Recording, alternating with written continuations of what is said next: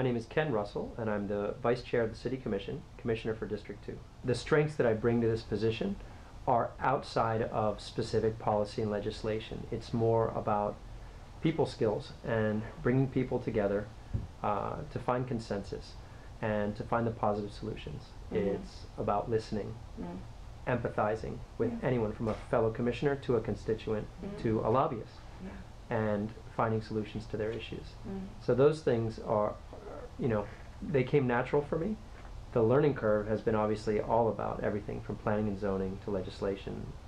I was a very typical local resident, business owner, family guy, getting involved in my community. But I was not, I wouldn't say, politically engaged on a local level.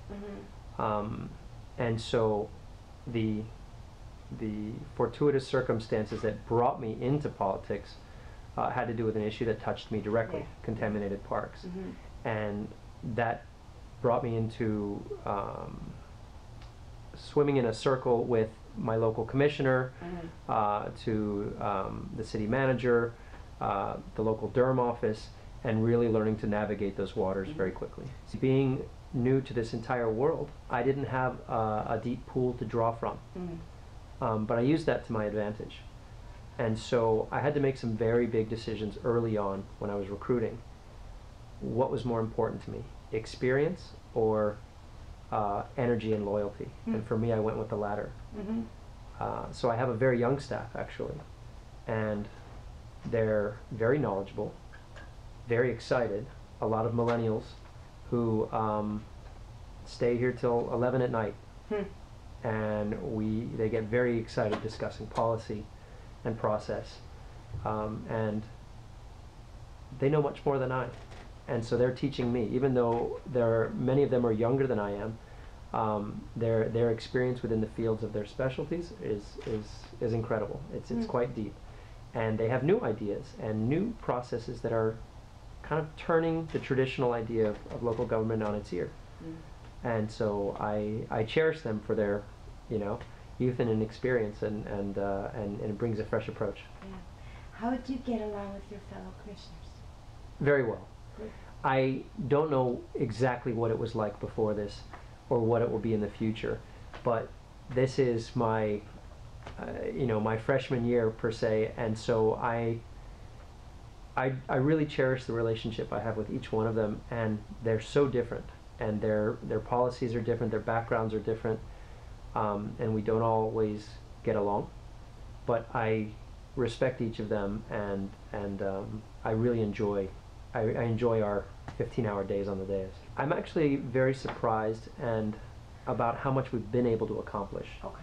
And something about this particular level of government, at the city level, at the municipal level, in a city of this size and strength, you can get so much done so easily.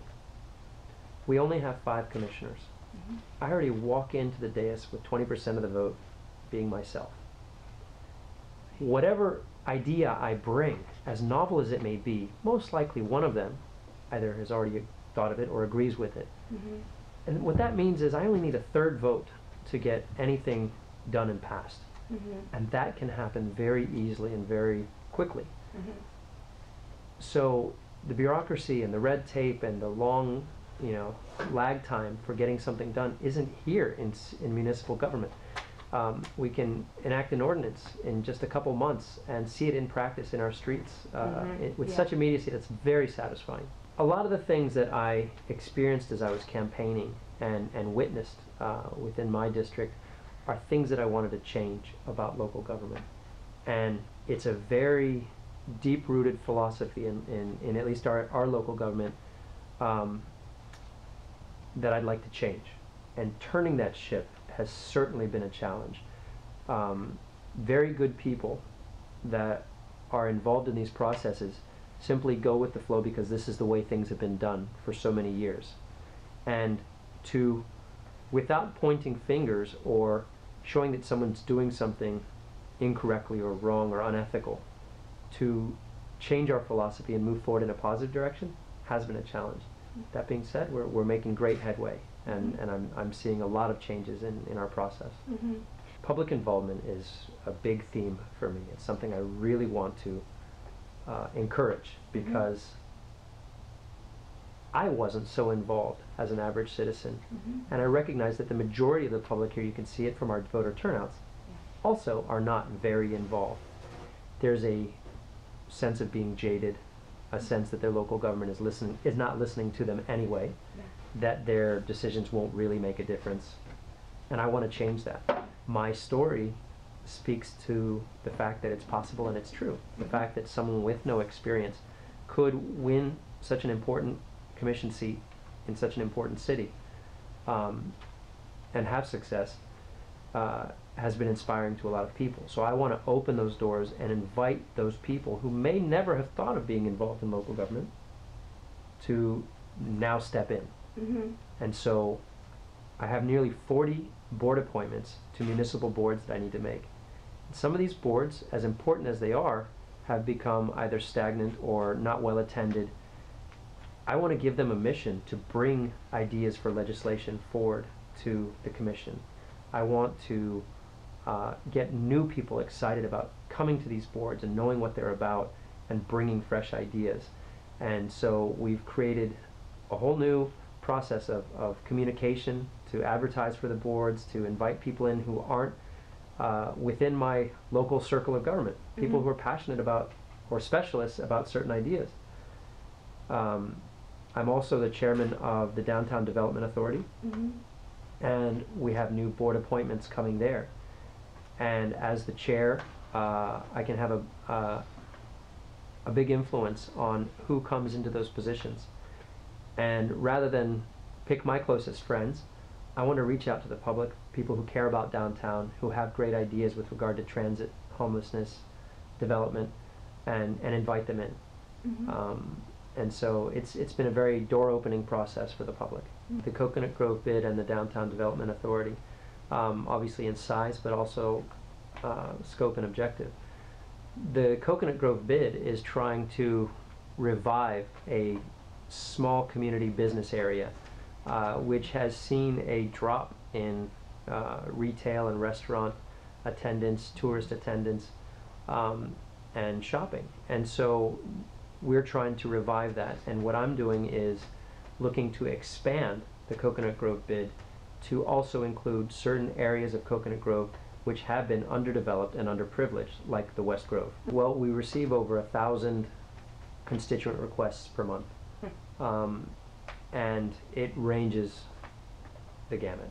I mean, we have such a varied and diverse district, from Coconut Grove up to Morningside, with the entire downtown financial core.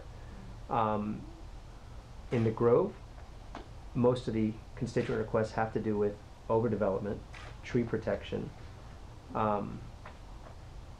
overdevelopment and tree protection. In the West Grove, there's a lot of constituents concerned with eviction, displacement, and losing the sense of their community. Not the sense of their community, their physical community.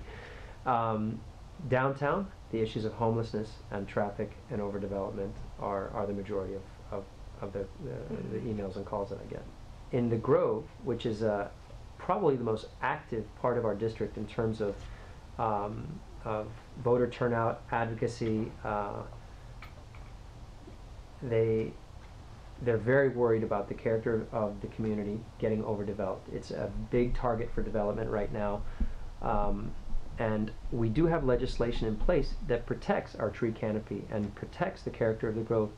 But the process needs fine-tuning, which we've been doing. We're going through our local NCD and our tree ordinance line by line to make sure that those make sense, and we close the loopholes, and then it's about enforcement.